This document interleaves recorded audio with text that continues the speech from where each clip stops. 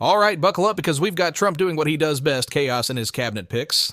This time, Dr. Oz, yes, the guy famous for weight loss scams and crudités is now tapped to oversee Medicare and Medicaid for 150 million Americans. You can't make this stuff up. We're breaking this down step by step, why it's crazy and why this pick could seriously hurt everyday Americans. Let's dive in. Welcome to Pod Save America. I'm Tommy Vitor, and guest hosting with me today is my friend Liz Smith, one of the smartest Democratic strategists in politics. She spent most of this cycle at the DNC heading up their efforts to deal with third-party candidates like our buddy RFK Jr. Liz, welcome. Thank you. Thank you for having me, Tommy. I wish it were under better circumstances, but look forward to talking about the dumpster fire in Washington, D.C. with you. Yeah, it's really, it's bleak. It's bleak. Speaking of bleak, on today's show, we're going to talk about the latest in the Matt Gaetz for Attorney General saga, how the race for DNC chair is shaken out, and Liz's thoughts on how Democrats can shake things up to win again, especially when it comes to media strategy. Then Senator Jon Tester stops by to talk with Dan about his tough race in Montana, how he outperformed the national ticket, and how Democrats can win again in the heartland states. But first, we have a flurry of new cabinet picks that are a continuation of the theme of Donald Trump picking his unqualified friends to run huge, important agencies. Wonderful.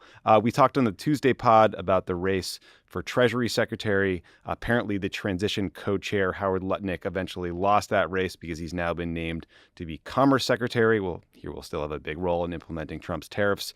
Trump also picked Linda McMahon, his other transition co-chair, to run the Department of Education. McMahon is a longtime ally. Linda McMahon running the Department of Education, Dr. Oz heading Medicare. This isn't a cabinet, it's a lineup for Celebrity Apprentice Government Edition. Trump's not just trolling us, this is about loyalty over competence.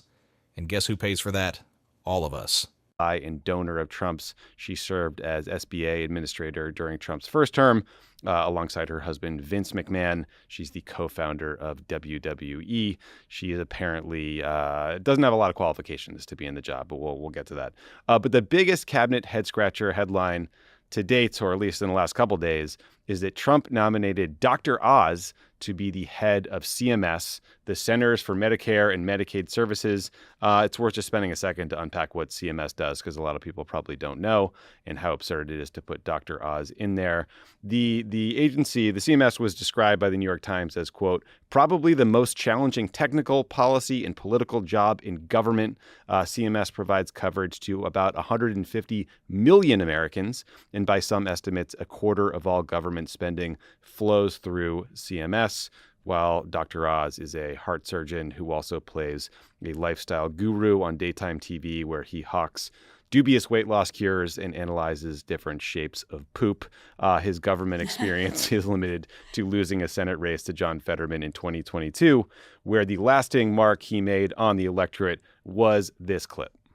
Thought I'd do some grocery shopping. I'm at Wegner's, and my wife wants some vegetables for Crudité, right? So here's a broccoli. That's $2. Not a ton of broccoli there. There's some asparagus. That's $4. This crudité moment with Dr. Oz is exactly why he lost to Fetterman. The man is out of touch with real Americans, yet here he is about to manage Medicare and Medicaid. Broccoli prices aren't your biggest issue when you're deciding the health care of millions. Yep. Carrots.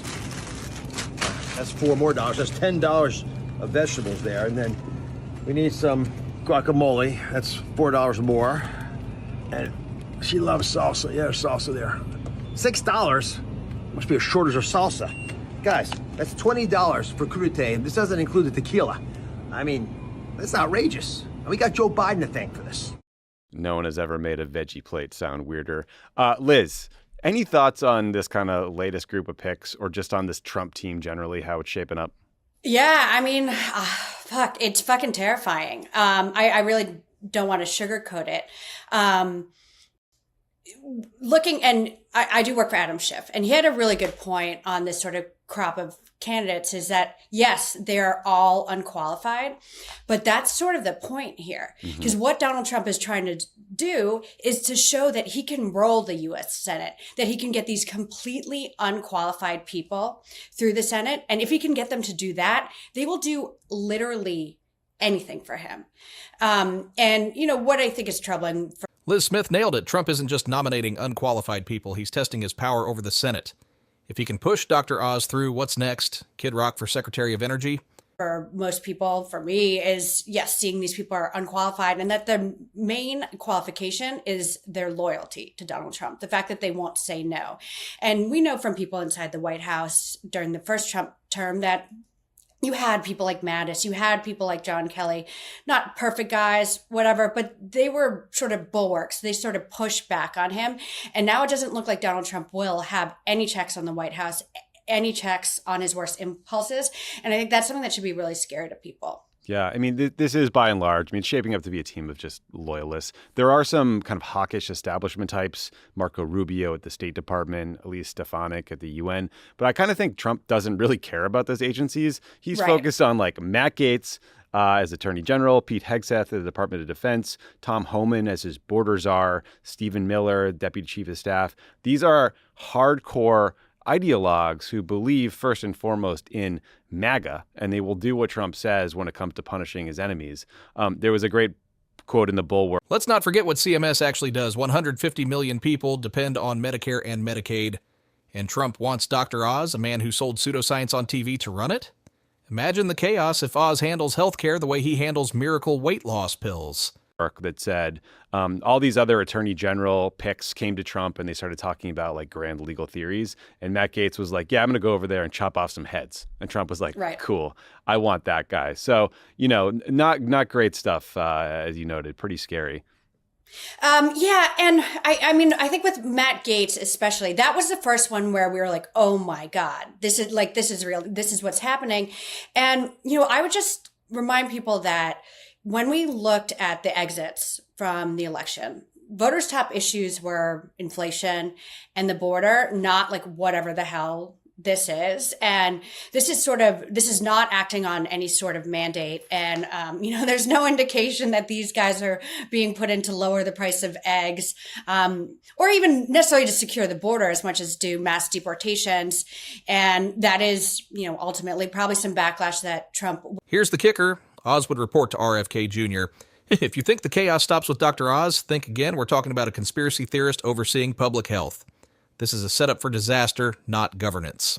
We'll have to deal with. But, a lot of us were out there warning that Trump 2.0 would be on a vengeance tour. He would be all about chaos and doing things for his own personal benefit. And choices to date certainly seem that way. Yeah, certainly does. Yeah, I agree with you. I think there's a lot of voters who would be like, I didn't vote for a military purge of generals who weren't Republicans. Right. That's weird. And just to hammer this CMS and Dr. Oz thing a little bit, just because I think it matters. CMS employs about 6,000 people, according to the Wall Street Journal.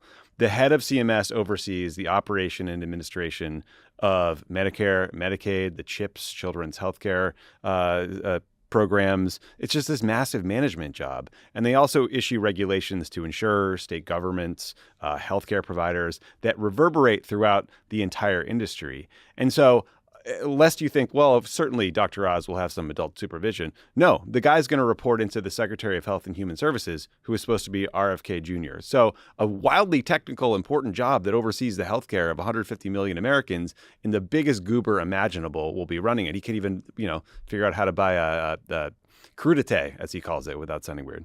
Yeah. And the RFK Jr. stuff especially, I think, is really, really troubling. I could go on forever about that. Well, let's dig into that. I think you're right. That's very important. So before we get to RFK, there is this drip of Matt Gaetz news that is driving the news cycle. Apparently, a hacker got access to a bunch of secure files from lawyers representing witnesses in the Gaetz case, including testimony from someone Gaetz is said to have slept with when she was 17, as well as a corroborating witness account. ABC News reported this morning that Gaetz paid more than $10,000 via Venmo, PayPal, and good old-fashioned checks to two women who later testified to the House Ethics Committee.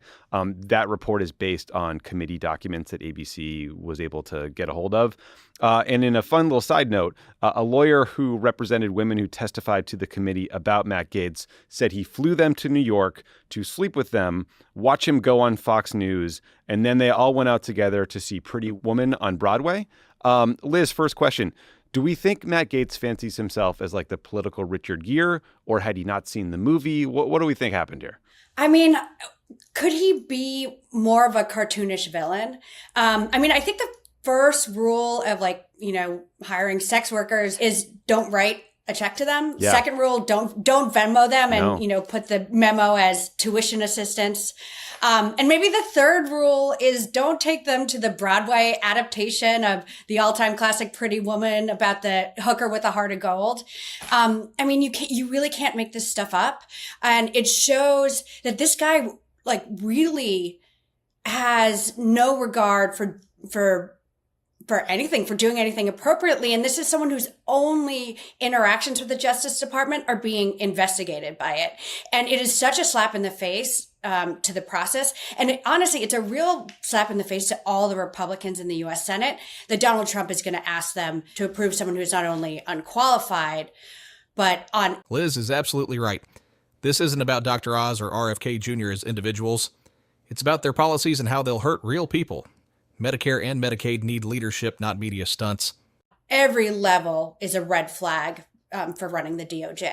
Yeah, top law enforcement position in the land, and he's a creep and a scumbag, and they all hate him. But hey, you're gonna have to vote on him. So the harder question, beyond how he scored the Pretty Woman tickets, is how much do you think Democrats should focus on this set of allegations that we just talked about versus all the other ways Gates is unqualified for the job and could do damage? Well, I heard you guys talking about this the other day on the show. I think it was about Pete Hegseth and his tattoos, right? Mm-hmm. Like, why on earth, out of all the things we could talk about, are we obsessing over his freaking tattoos? And this is just generally the problem with Donald Trump. It's generally the problem with people he puts up, is that there are so many different things you can go at.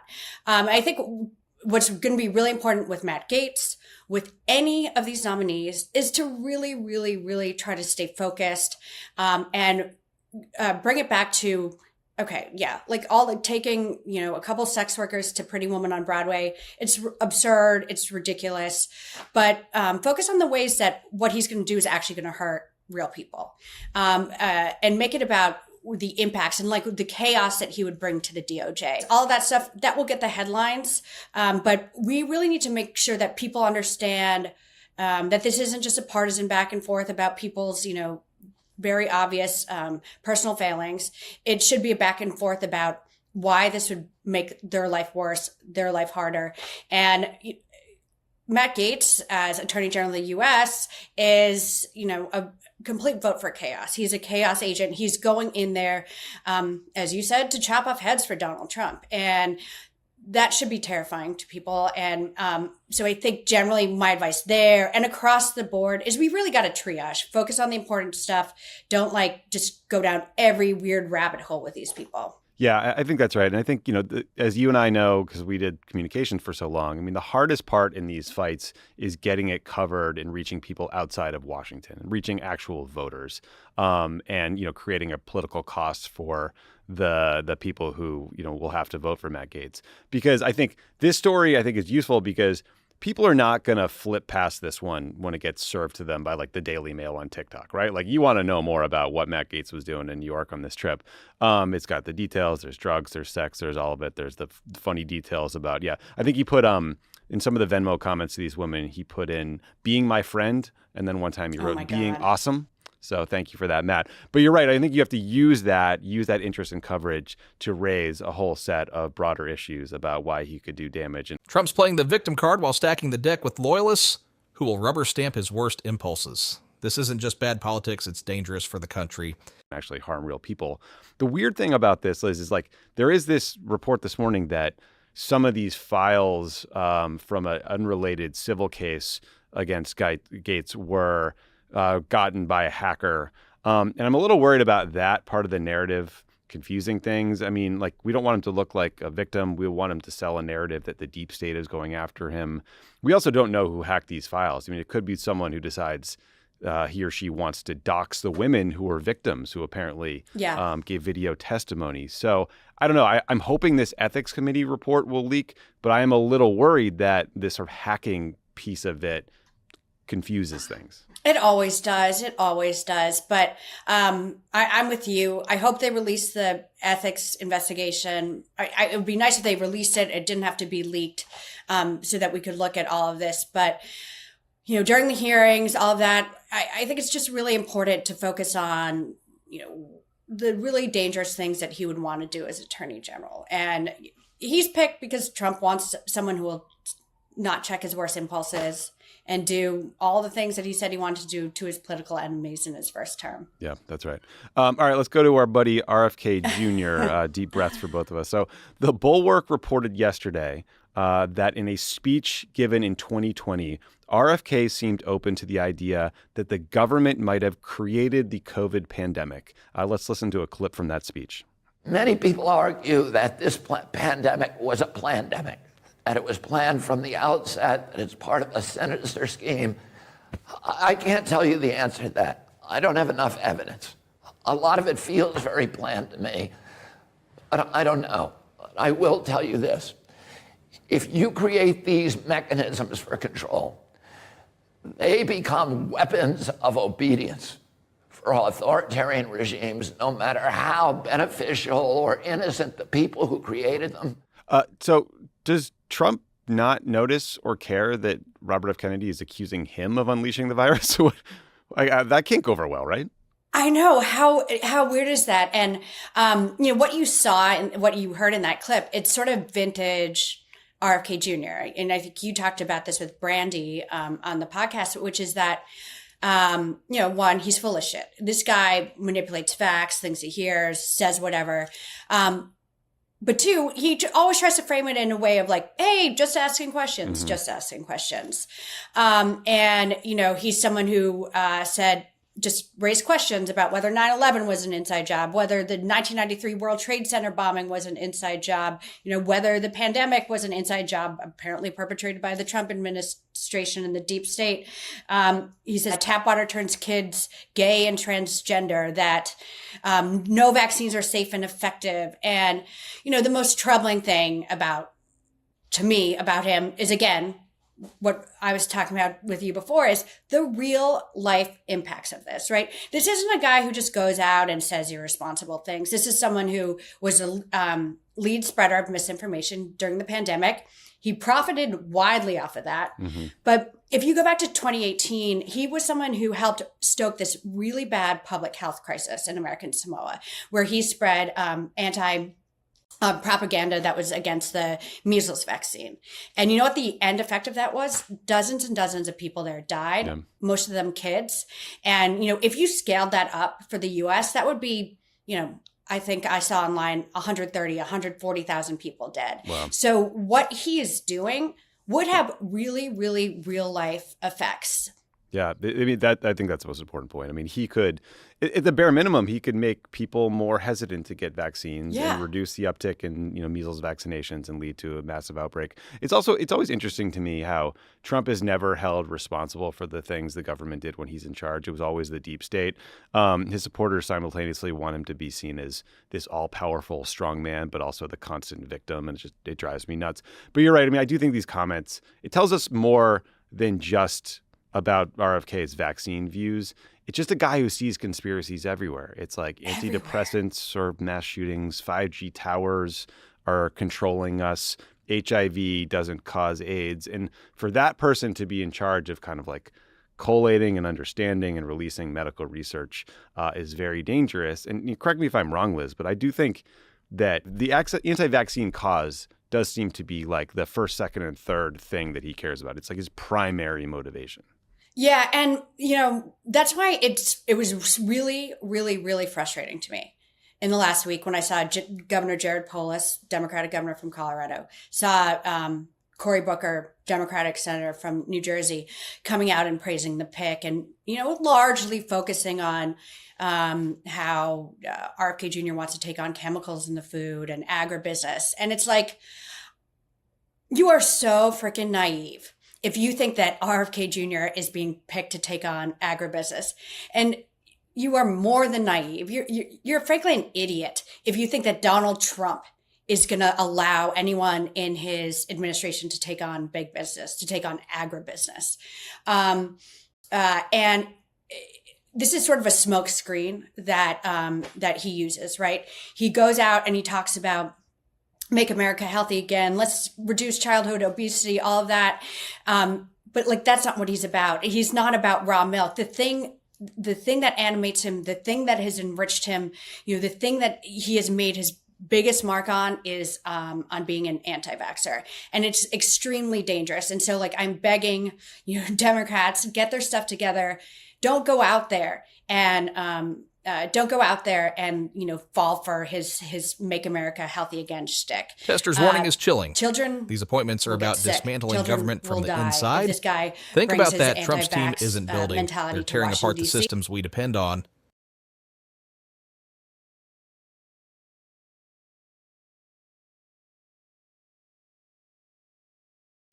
And that should be the focus. Yeah, I mean, I think Robert F. Kennedy has just been like a spokesperson who does a lot of podcasts for many years, and now he's in charge of something. And so we got to watch what he does, not what he says. And I think you're right. I mean, all of these, there were all these articles in the campaign about Trump going to massive corporate interests and saying, cut me a huge check and I'll advance your agenda, whether it was, the people who wanted to undo the work Biden was doing to go after monopolies, all the crypto people were thrilled to get rid of Gary Gensler and have no rules. Never mind that, some crypto companies collapsed and a bunch of people got hurt. I think this is going to be replicated in every single industry and agency, agriculture, GMOs, oil and gas. I mean, the incoming chief of staff, Susie Wiles, is a lobbyist. Yeah. Seems to tell you a lot. Yeah. And, just generally going back to how Democrats should handle this, you had Cory Booker, Jared Polis on one side. Then I saw Jake Auchincloss, he's the congressman from Massachusetts. His parents are scientists. He's been going on TV, going on like Twitter, thread storms, all of that, just really hammering all of RFK Jr.'s most anti-science views and dangerous views. And I would love to see that sort of discipline from Democrats on this. And I'm a broken record about this, but like Democrats have a great bench. We never use them. We always talk about our bench, but we never use them. And like, we know that with these picks, it's going to be an opportunity for Democrats to come out of the woodwork and speak out against them. So like, when it's a pick like RFK Jr., have Jake Auchincloss, have Lauren Underwood, who's a nurse, talk about this. When it's someone like Pete Hegseth, have Pat Ryan, who's already been out there on this, and have Mikey Sherrill go out and speak out about it. But I really, really would love to see a coordinated, strategic communications plan around this that is not just treating every candidate like it's a 5-alarm fire, and where we're putting out this some Dr. Oz voices pick who I sums think it up. would be really respected. Trump's cabinet isn't I think about that's really smart. I qualifications think we or got to be helping very the focused country. on the messengers. It's and about their control credibility and chaos, and and the the people who will impact of suffer. Regular Americans, not the elites playing these games. If you agree that Trump's cabinet picks are a train wreck waiting to happen, hit subscribe. We'll keep exposing the nonsense and breaking it down. No spin, no BS. Drop your thoughts below. Do you think Dr. Oz has any chance of making it through the Senate? Let's talk.